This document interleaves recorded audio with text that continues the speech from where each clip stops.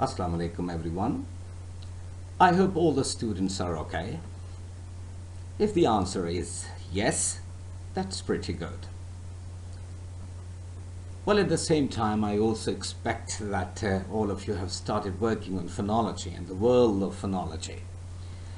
During the last session, I left you with the one remark, and that was the feature of pronunciation. May I say features of pronunciation?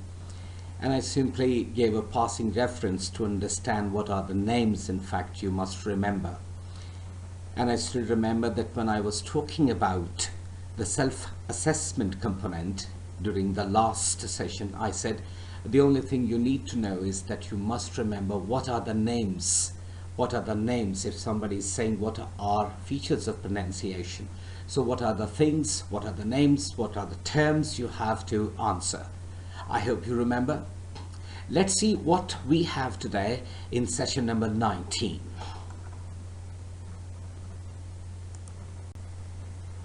So welcome to session number 19 of this semester, and let's see what we have to talk about in this session. What are the topics we need to talk, what are the topics we need to understand, and what are the things we have to practice. Okay? My dear students, I hope you remember there were two parts of this course. I still remember when I picked up the first session, I talked about the two parts of the course. One was to understand phonetics, and the second was, of course, phonology and suprasegmental phonology. The time has come to talk about suprasegmental phonology and what are suprasegmentals. All right, so today we have to understand first of all what is suprasegmental phonology and what are suprasegmentals. I hope you remember and you can recall when I had a talk with you when I was trying to make you understand the segments or the segmental phonology or suprasegmental. Or suprasegmental means, of course, there are certain features of pronunciation. So this is what we have to talk about. And we have to understand what are these things, what are the activities required to understand these. All right, so today's topics are three primarily. One is the suprasegmental phonology, and the second is we will try to understand what are suprasegmentals, what are those, and of course we will be talking about phonemes, as I promised that time and again we have to practice them because that is the most important area. Once we understand what is a phoneme, since you have already understood what are phones and you know what is the difference between a phone and a phoneme, so you must be knowing what are the symbols of each and every phoneme and what is the pronunciation and what is the sound, in fact. And since we are engaged in combining all these phonemes, when we'll be just trying to transcribe the general English into phonetic transcription. Okay?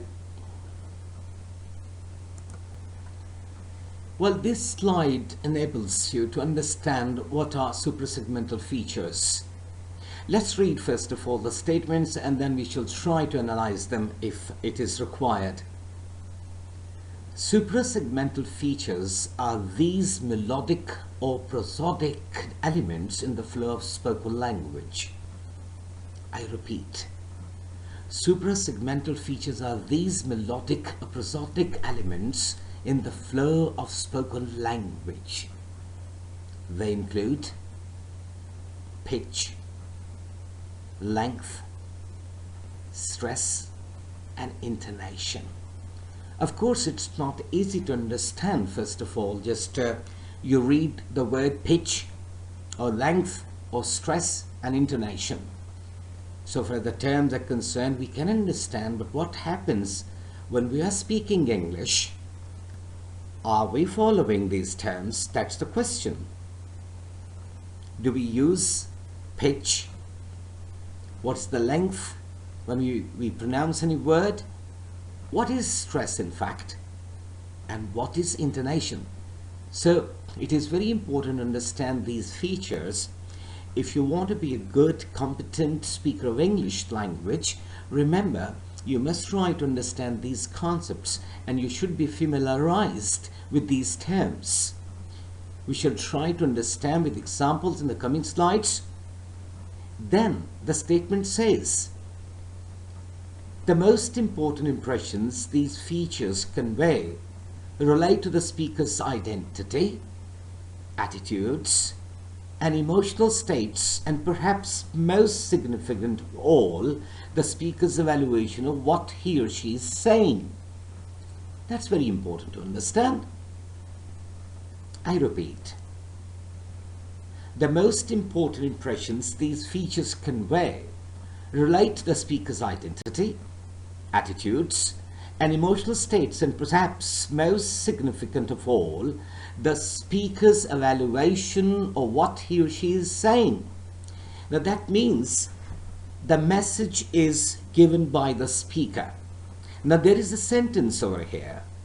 If I say, she is a good lawyer, now that is simply I am telling you, I am informing you that she is a lawyer, but she is a good lawyer. But the question is again there, what I intend to do. Maybe I am sarcastically saying, but when I want to say or convey the message that I am sarcastic about any woman who's a lawyer, my pitch, my rise and fall tone when I speak, my stress on the word should be different. For example, if I say, she is a good lawyer, that means I'm trying to make some sort of distinction in between two girls or two ladies or two women. I'm separating one woman from the other, and I'm saying that one which I'm talking about is a good lawyer, not the other one. Okay? And if I say she's a good lawyer, that means I'm putting a question on someone that she's not a good lawyer so far as my perception is concerned. How can you say that she is a good lawyer? You think, I don't think. But again, if I say she's a good lawyer, that means I'm saying she is a lawyer and very good lawyer, but not a good doctor. All right? So now you can understand the very first statement, that what are these features or what are these prosodic elements which we call pitch, length, stress and intonation. That means I'm trying to convey some message. So message could be anything. All right? It could be simple statement, it could be question, it could be some sort of wonder, it could be sarcasm, whatever. Okay?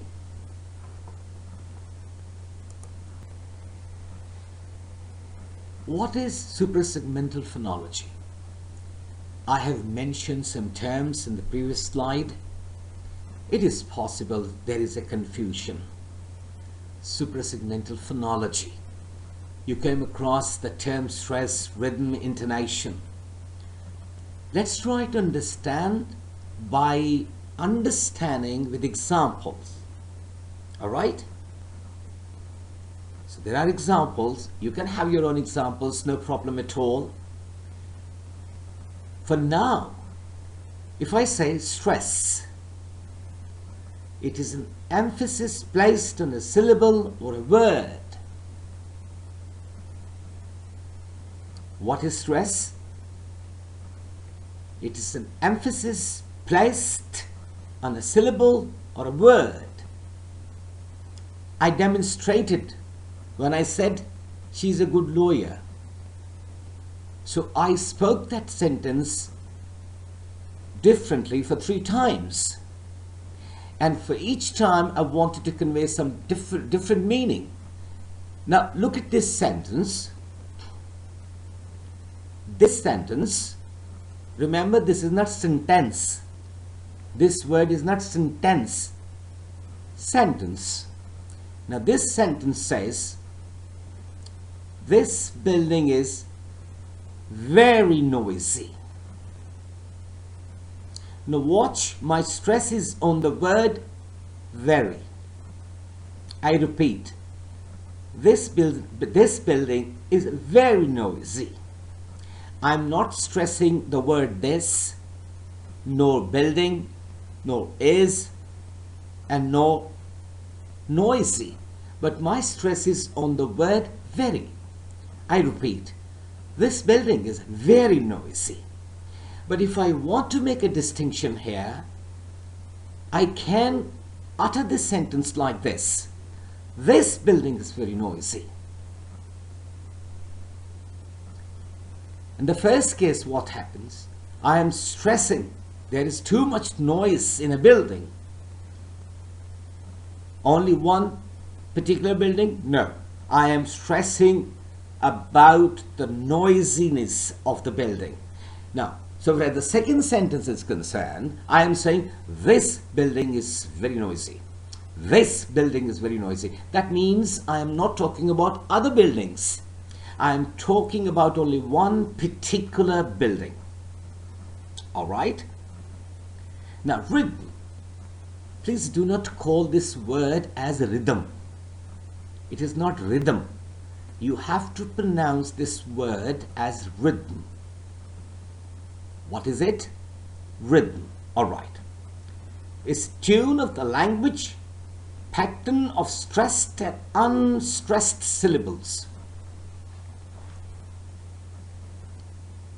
Tune of the language, pattern of stressed and unstressed syllables. It's not syllable, syllables. So that means in a word it is possible there are 2 syllables, there are 3 syllables, there are 4 syllables, more than 4 syllables. And it is possible there is only one syllabic word. Remember always, English is a stress-timed language. English is a stress-timed language. That's very important.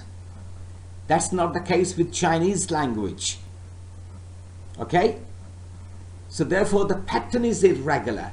It's very important to understand. So what part of the word we have to stress?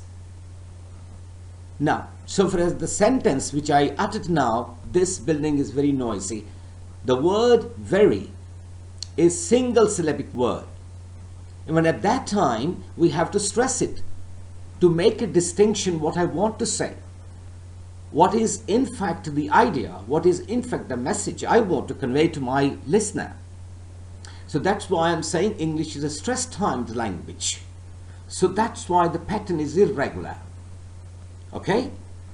And the third part is that the third feature is intonation. Intonation. Intonation. Intonation. All right? Intonation.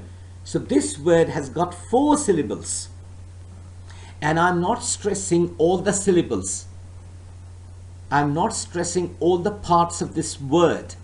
I'm only stressing one part of this word, and I am saying and I'm pronouncing this word as intonation. The stress is on nay. Now, what the statement says, raising and lowering a voice pitch to convey aspects of meaning, not different meaning as in tonal languages. Now, remember, English has sometimes falling tone and sometimes rising tone. If you listen some native speakers, you can find that sometimes they are speaking with rising tones and sometimes they are speaking with falling tone. If I say, for example, this sentence, this is the house,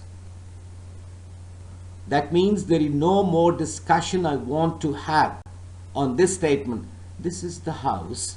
But if I say this is the house, so that means I'm talking about some sort of happening, and that's why I am particularizing with the rising tone. This is the house. That means there are more questions about this house.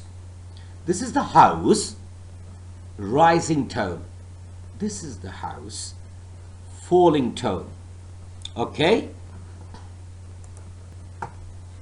Now I'm giving you some exercise If you have got some speakers of English, I'm not saying the native speakers of English, but some speakers, right, maybe children and adults, now you must try to remember this statement. Now I'm asking you, which factor is likeliest to be different between children's speech and adult speech? I repeat, which factor is likeliest to be different between children's speech and adult speech? Is it word length? Is it tone? Or pitch? Now I want you to look around you, right? It is possible maybe you're talking to me or listening to me, all right, you've got one example that your instructor, or maybe I'm not instructor in the true sense of the word, I'm the facilitator of learning. I'm trying to facilitate learning virtually. But you are listening to me this time, right? Now you can have one example from the adult's word, adult speech, right? And at the same time you can have some example from the child whom is close to you. You can see him or her, the way he or she speaks. So you have to determine what is the difference. Is it the word length? Is it the tone? Or is it the pitch? Okay? Alright, one answer is here. Remember, in English, yes-no questions often conclude with rising pitch. I repeat, in English language, remember, yes-no questions often conclude with rising pitch, whereas WH questions often have a falling pitch on the final words. Now, if you want to understand what I said, all right, while talking about the previous slide, I asked you, try to make a distinction in between a child's speech or an adult speech. So you can see over here what happens when we are speaking English. If you come across any native speaker, what kind of tone, what kind of pitch he or she is using. Especially the question yes and no, rising tone, rising tone, rising tone. All right? Are you the teacher? Whereas WH question, where is the park? Where is the park? So this is what I'm giving you the answer, one of the answers, right? But it is about English language. I'm not talking about any other language. I'm specifically talking about English, all right? Now remember one more thing about English, that English uses pitch as one factor in syllable stress. English uses pitch as one factor in syllable stress. For example, there are many English pairs of words like record, record, and record. Now the first word is a noun, whereas the second is a verb. Again, object, object. When I say object, that means I'm using noun. This is what abstraction. Do you remember that when we were having second, third, fourth sessions, there were certain students who were confused about these things. Remember, what is the speaker wants to convey? Is he talking about, or is she talking about a noun or a verb? Now watch over here. Object is a noun. An object is a verb. Okay? Now, I repeat. There are many English pairs of words like record, record, object, object, which are spelled the same but differ in their stress patterns. Now watch, so where the spellings are concerned, R-E-C-O-R-D in noun and R-E-C-O-R-D in verb, the spellings are the same. And same is the case with O-B-J-E-C-T, object, and O-B-J-E-C-T, object. So spellings are the same. Well, what happens? We are trying to understand there is a different stress patterns when we produce a verb or when we produce a noun. Always remember, it's very important if you want to understand good, if you want to be a good speaker of English, you must try to understand what part of the word is to be stressed. And in this case, what happens in fact? The first syllable has higher pitch than the second in the noun record or object. So the first syllable is stressed. But so far as the verb is concerned, remember the second syllable is stressed. Record, object. If I say, all right, he's got a good record. He's recording. Look at that object. I object.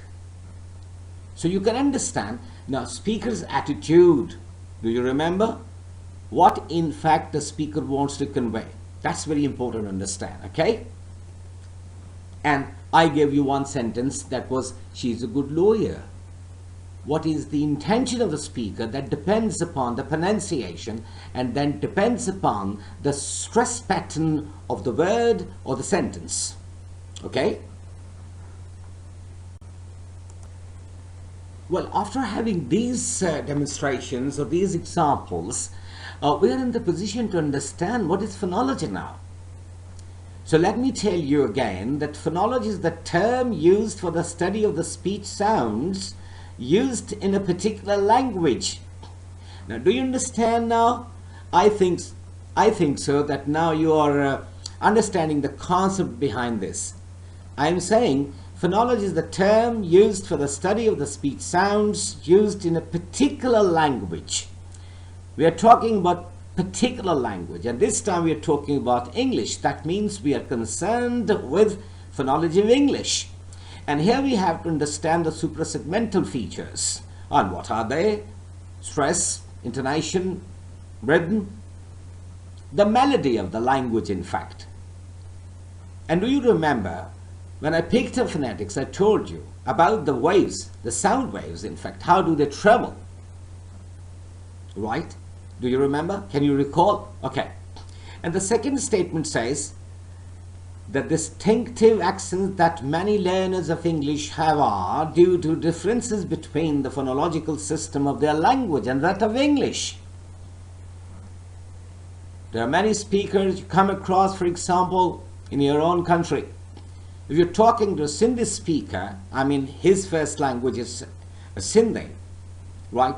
You can understand the way he or she is stressing the words.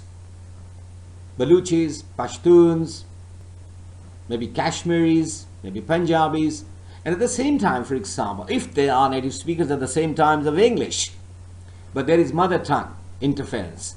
Let's talk about, for example, you go to London, I presented before you one sentence. Then if you go to north of England, okay, you can have different accents over there. If you go to, for example, Liverpool or Pontypridd or some other parts of England, you can come across variations, okay? If you go to United States of America, so you have got many accents.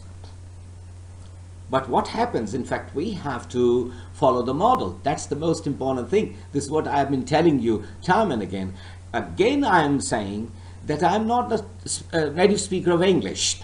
I am not a native speaker of English. I am a learner like you. English is a foreign language to me. A second language you can call, whatever you want to call it. Now what happens, in fact, that I must be knowing the rules as an instructor. So these are the rules I am telling you. And remember, unless until we practice the rules, it becomes difficult to improve pronunciation of English. What happens, in fact, we try to find a shortcut. We try to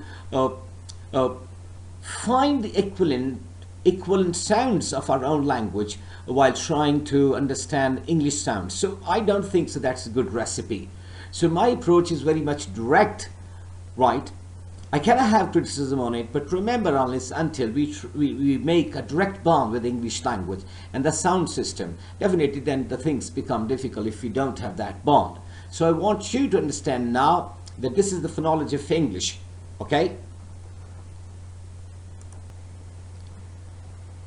Let's recall something which is in front of you. I presented this slide before this session. I want you to read it. It's written, "From birth we learn to recognize and produce the distinctive sounds of our own language. We do not need to give any thought to how to have the lips, tongue, teeth, etc.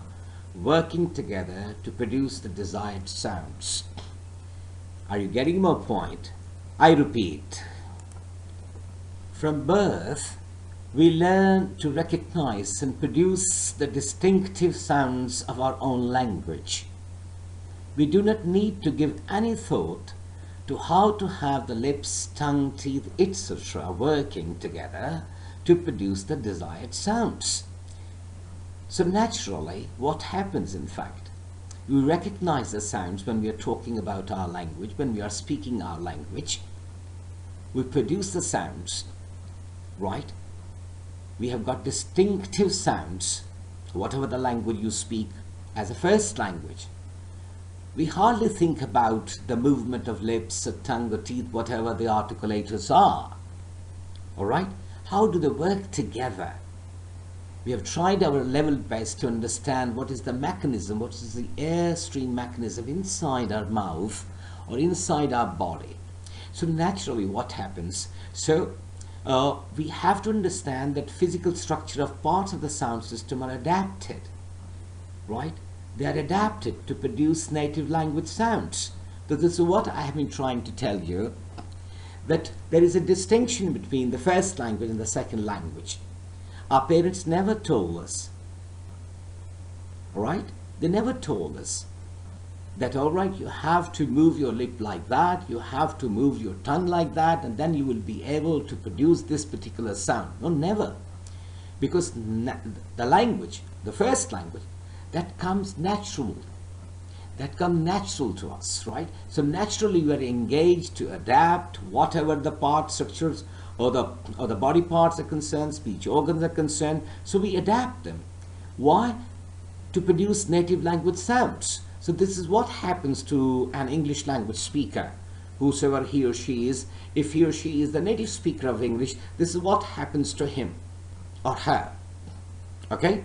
So same case, the way we learn our language, so the native speakers of English learn language like that. That's why I have been emphasizing that we are not the native speakers of English. That's why it is possible all the time that we make mistake of pronunciation. That makes no difference at all. Well, what we can do is that we must try to understand the concepts behind that. And all right, time comes in our life that we start speaking good English. Okay? So what happens to us in fact? Remember, English has some speech sounds, of course the phonemes, that do not exist in other languages. Always remember, I'm not saying all. Sometimes there are certain sounds which are, for example, present in Urdu language, and of course we have got the same sounds in English language. But remember, I'm talking about general languages. There are many languages. Generally, I'm talking about that English has some speech sounds, which are of course phonemes, that do not exist in other languages. Now what happens then? So we don't have to be surprised, therefore. Why?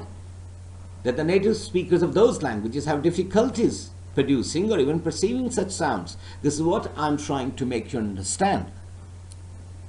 Do you remember when I said, for example, if you come across some native speakers and you are unable to understand, it is possible you say, all right, this man is not using grammar. It's not the case.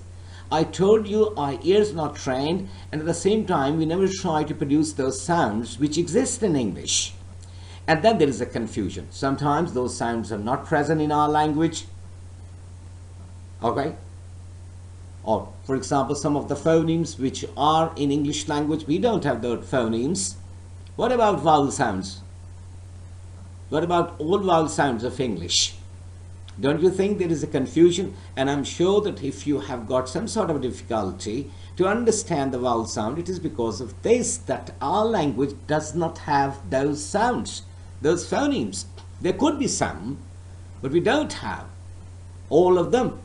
So then there are problems, So that's why the difficulties are there, sometime in the production of those sounds, sometime in the reception of those sounds. So this is what happens to those people who are the speakers of other languages. All right? So remember, this is particularly true for speakers from language families other than the Germanic one to which English belongs. This is what I told you. English is one of the Germanic languages. And sometimes those people who do not speak a language which is from the family of Germanic languages, right? So they come across these problems. So I think that's not a big issue. It is possible that you don't have sound. I just presented before you certain languages. For example, in Arabic, there are certain sounds which are not present. So what happens, an Arabic speaker, when he or she is speaking English, you can find, all right, he cannot produce some of the sounds of English. The reason is, in fact, in his or her language, those phonemes are absent. That's why he or she is unable to produce English phonemes, and of course, he or she substitutes those phonemes with the phonemes existing in his or her language. All right? Well, after having some practice, and of course we try to practice stress, intonation, pitch through certain examples, I think we are in a better position to understand, okay, what is suprasegmental? The first thing we need to understand is stress. Stress.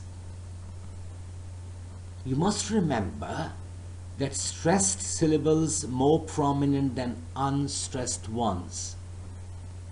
The first thing you must remember about stress is that stressed syllables more prominent than unstressed ones. All stressed syllables are more prominent when we are speaking, okay? Then stressed syllables usually contain tense vowels. Stressed syllables usually contain tense vowels. The third thing you must remember about stress is, which you have seen because I presented before you some example. So the third thing about stress you must remember is that stressed syllables are often longer. Stressed syllables are often longer. And the fourth thing is, unstressed syllables reduce vowel. Unstressed syllables reduce vowel. Okay? It's very important to understand, because in the connected speech you have to drop certain sounds. It seems that you are dropping certain sounds. Sometimes you are just combining the sounds. When we'll be talking about those things, definitely I'll give you some demonstrations and examples. And then intonation. The second part is intonation. What is intonation? It is rising and falling intonation can change meaning. Rising and falling intonation can change meaning. So what is intonation? Rise and fall. Rising tones and falling tones. What happens? I told you, for example, if the questions are yes, no. So what is the intonation? Rising or falling? Yes, exactly, rising. And what about WH questions? Okay, falling, that's great. Remember, whenever you are using some sort of intonation, it is rising or falling. But remember, it can change the meaning, the intended meaning. It's very important to understand, okay? Well, this is what I told you, that English is stress-timed rather than syllable-timed. English is stress-timed rather than syllable-timed language. So you can have two languages in front of you. One is the Chinese, the other one is English. Now look at Chinese rhythm. Do you find any rise and fall? Do you find any stress? Right? This is the picturesque demonstration of two languages. Look at the English. You can see it's through three small children and then a woman. That means there is a rise. And then again one child and there is a pause. Of course you can see the distance. And then two children are there and then of course there is an adult. So it is not adult or this is not a woman or man, but in fact it's just to make you understand. And look at the Chinese rhythm. There is absolutely monotonic way, right? But over here we don't have the monotonic style so far as English rhythm is concerned. So rise and falls are very important in English language. And when you are listening to me at this time, you can understand that I'm using stress system. Some of the words are stressed, of course the syllables are stressed, and of course sometimes I'm using the rising tone and sometimes the falling tone. So it's very important to understand. And whenever there is a question, what is English or what kind of language is English? So the answer is English is stress time language. It is not syllable time language. So the answer is English is stress time language, and of course the presentation is in front of you. Of course that is an example just to understand English rhythm. All right? All right, let's take assistance from Oxford University Press to understand the previous slide in a different way. Now, there are certain words written over here. Can you see that? Now, I'll read out all these sentences, right, the way they are to be spoken. Now, listen to me very carefully. Can you see, first of all, some dots? So that means that is the place I have to stress. Watch. He bought apples, peaches, pears and oranges. He bought apples, peaches, pears and oranges.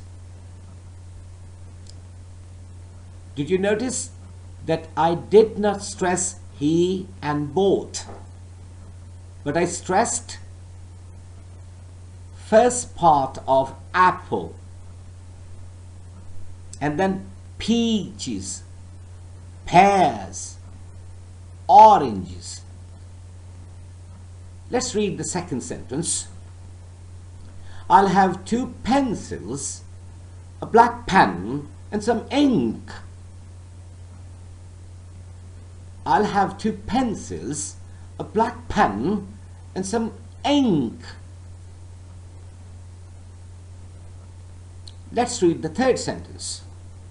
We went to Paris, Brussels, Amsterdam and London.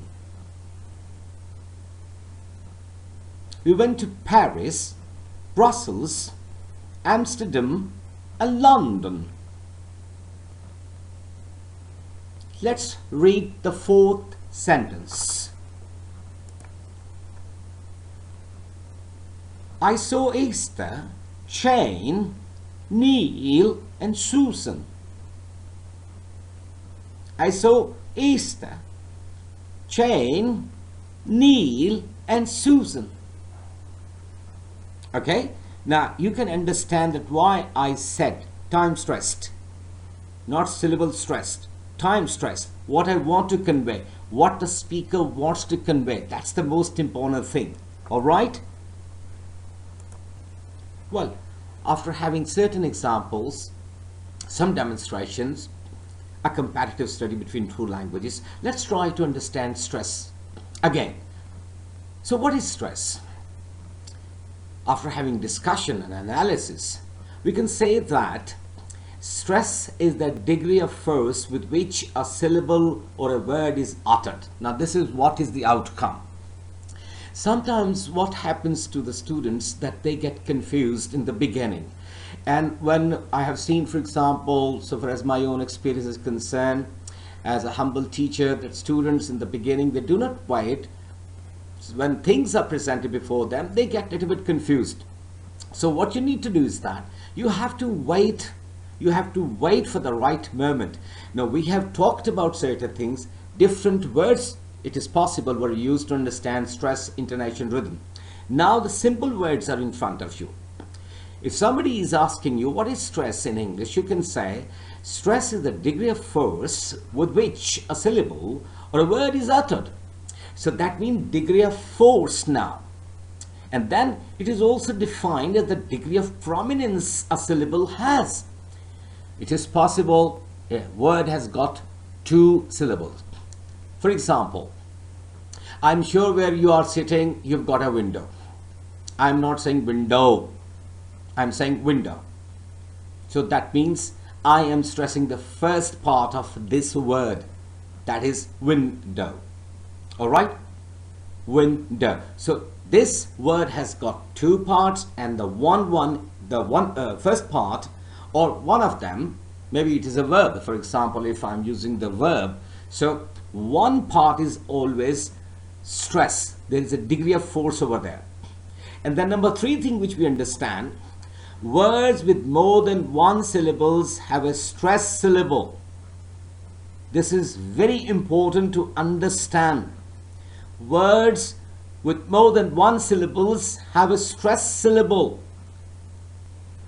If there is a word having more than 1 syllable, maybe 2, 3, 4, 5, 6, whatever, there is only 1 syllable that is stressed. There is only one part that has got the degree of force. Right? For example, table, table, table. It's not table, it's table. The first syllable is stressed. What about in committee and recommend? Second syllable is stressed. Committee, committee. Recommend, recommend.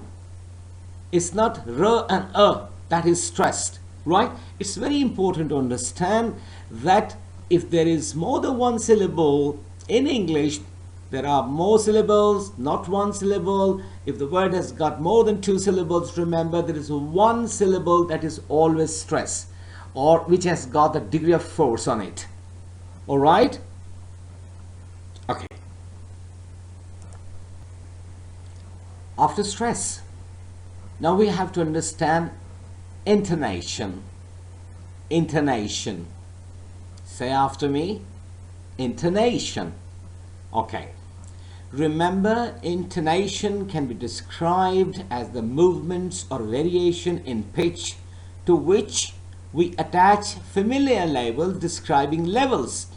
For example, high and low tones, of course, and falling rising tones.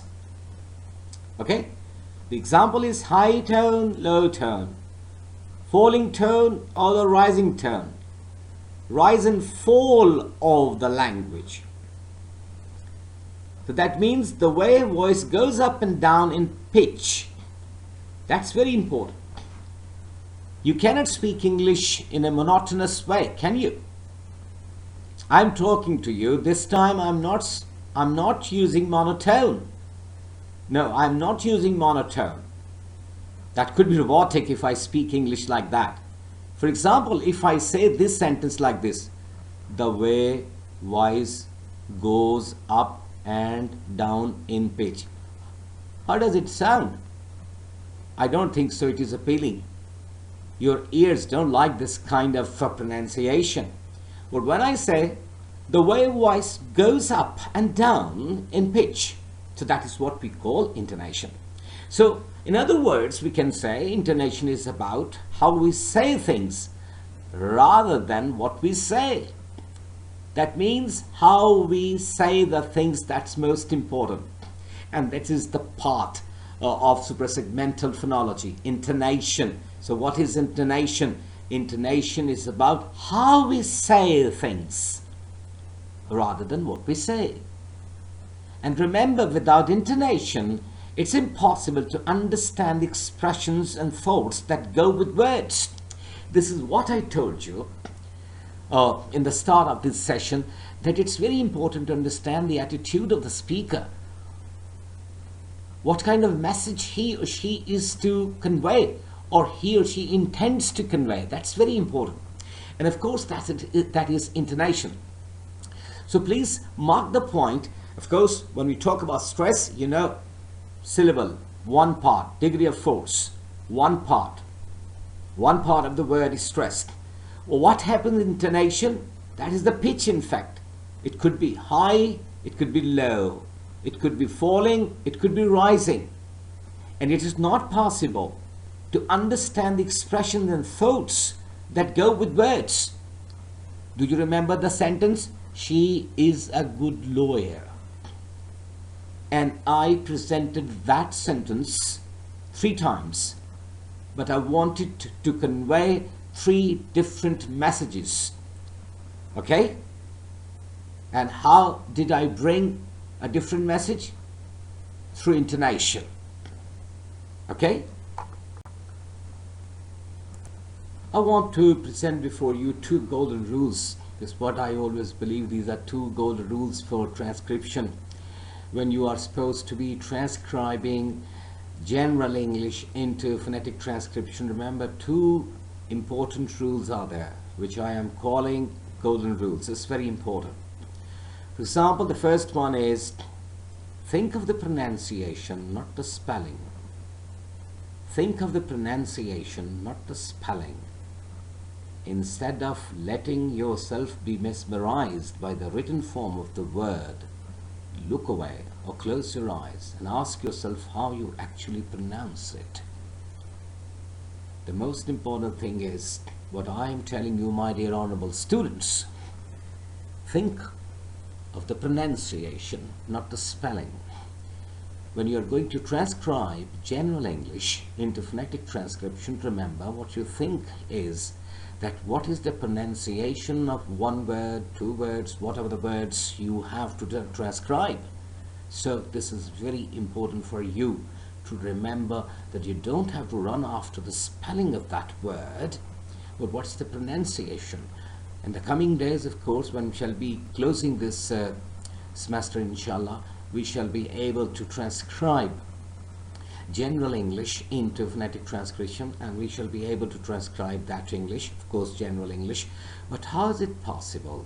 It is possible when you know the phonemes, all the traditional sounds of English, you know the signs and symbols, and you know what sound one phoneme carries. That's very important. When you're capable of writing that sign and then you can produce the sound, then the things are very easy for you.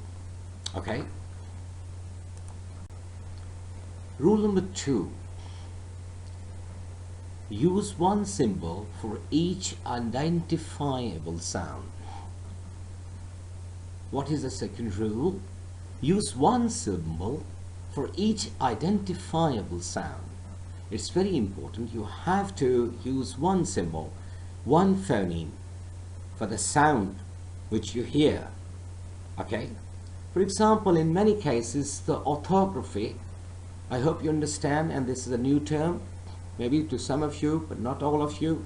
Orthography, the spelling system, uses more than 1 letter in cases where a single syllable is required in a transcription. For example, it is possible that you have got 2 letters like PS, SH, CH, or TCH, but in all these cases it is possible that you need only 1 phoneme. So what you need to do is that use 1 symbol for each identifiable sound. It's very important. This is what I was talking when I was having the first rule, and I was just explaining that rule. And the second rule is that what you have to do is that you must use 1 syllable for each identifiable sound. That's very important. When you come across spelling or spelling system, what happens? It is possible, for example, PS. So not necessarily that you need 2 phonemes here, isn't it? Do you remember the word, the very first word, fish? What about SH? Sh sound. So in those cases, what you need to do is that, remember, always use 1 particular phoneme. Is it clear?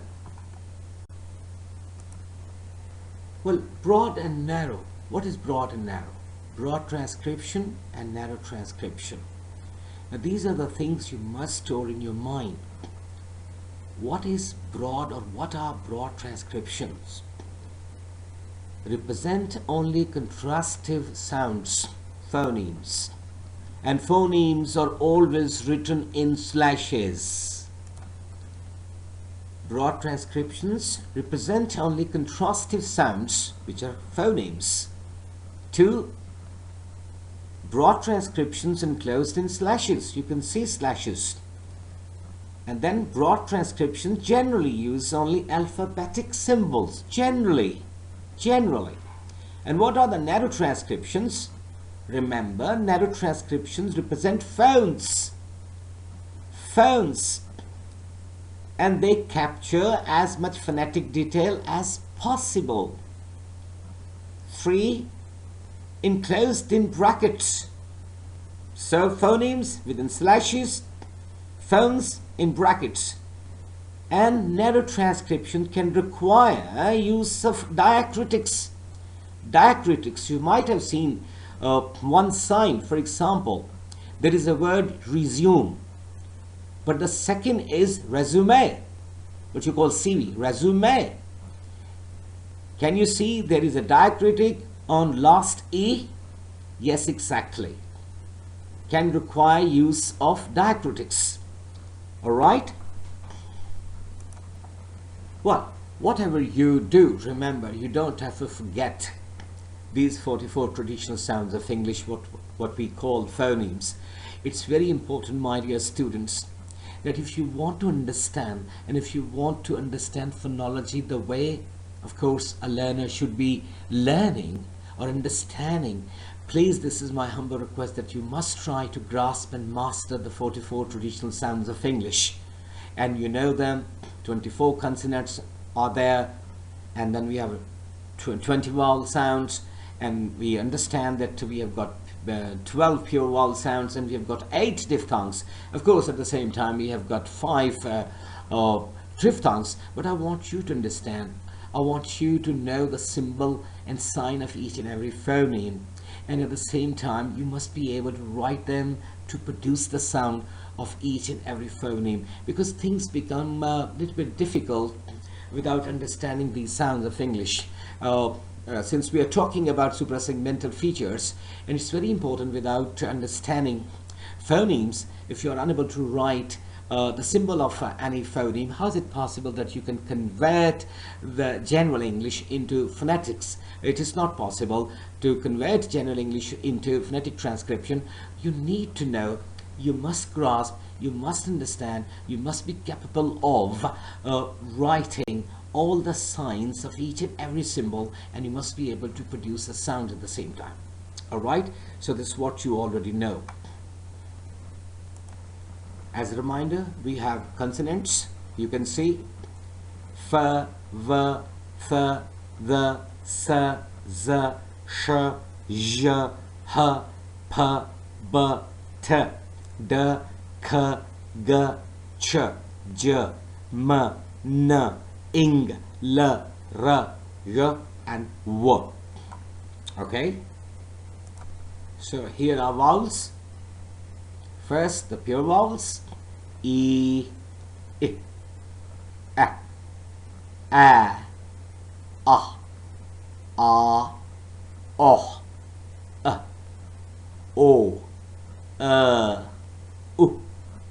u, and then the diphthongs: a, I, oi, o, ow, ear, air,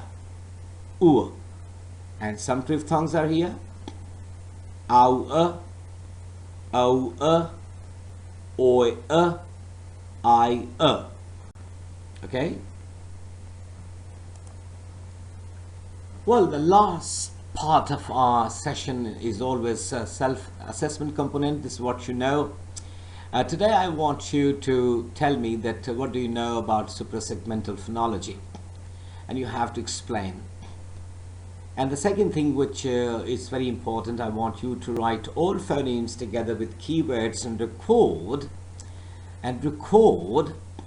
record them in your own voice. This is very important. I want you to demonstrate, I want you to record your voice, and then you can WhatsApp me, no problem at all. So the most important thing is that you have to practice. First you have to write something, and what is that you have to explain what is suprasegmental phonology, and then you have to please demonstrate all the phonemes of English together with the keywords, and please try to record your voice, and you can send me so that we can enjoy each other's work. All right, so thank you very much from my side. Goodbye and good luck. Stay blessed.